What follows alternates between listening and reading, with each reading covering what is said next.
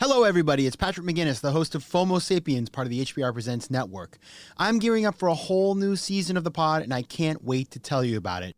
Last season on FOMO Sapiens, I interviewed an impressive and inspiring set of leaders in the business, political, and cultural arenas, including a presidential candidate, 7 CEOs, an Instagram activist, 2 journalists, and a bunch of authors, among others. I spent the summer thinking about how to make season 3 even better, and after a little time off to recharge, I've been back in the studio having some amazing conversations with people who you're going to love. For example, in the season premiere airing next week, my guest is Dr. David Fajgenbaum, whose story of survival and resilience is like none other. The first time that I nearly died, as I looked out the window of the hospital room and I reflected back on my life, I didn't regret anything that I had done or anything that I had said. I only regretted things that I had not done or had not said to people that I loved. I regretted lack of action as opposed to action. And so as I got out of the hospital for the third time, so the third time I'd almost died in a 6-month period, and I realized that I needed to live by this motto, think it, do it. If you think of something, if you want to do something, and if it's the right thing to do, you need to do it, because you won't, at least in my experience, regret the things that you did do. You'll regret the things that you didn't do.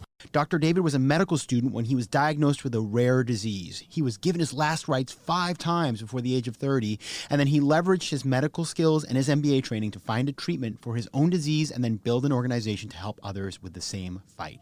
I promise you, you're not going to want to miss that episode. But that's not all. As usual, this season will feature entrepreneurs who are on the front lines. They'll reveal what it's really like building a business. Here's the CEO of Farm Girl Flowers, Christina Stembel, talking about the harsh realities of fundraising. Everybody says that they invest in the entrepreneurs and not the companies. I don't know that that's true. I think we say a lot of things in investment. I've now gotten 101 no's, so I've heard everything. The fact that I've bootstrapped from $49,000 to this year a $32 to $33 million company, I think should tell you something in investing in me. It hasn't. So I think that there's more psychology and implicit bias and all kinds of things that are in play here. But the challenges don't stop at fundraising.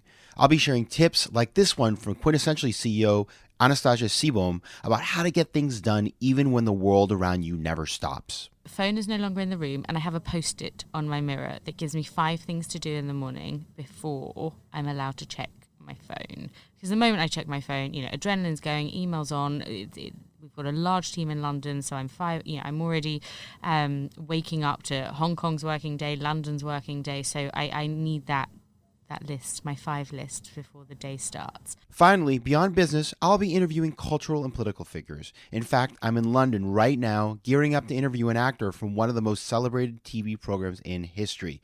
Hint, it's Game of Thrones. Assuming everything goes to plan, I'll be dropping that episode in a few weeks. So I hope you'll join me this season on FOMO Sapiens, premiering this week. And as always, take care of yourselves, FOMO Sapiens. FOMO. FOMO.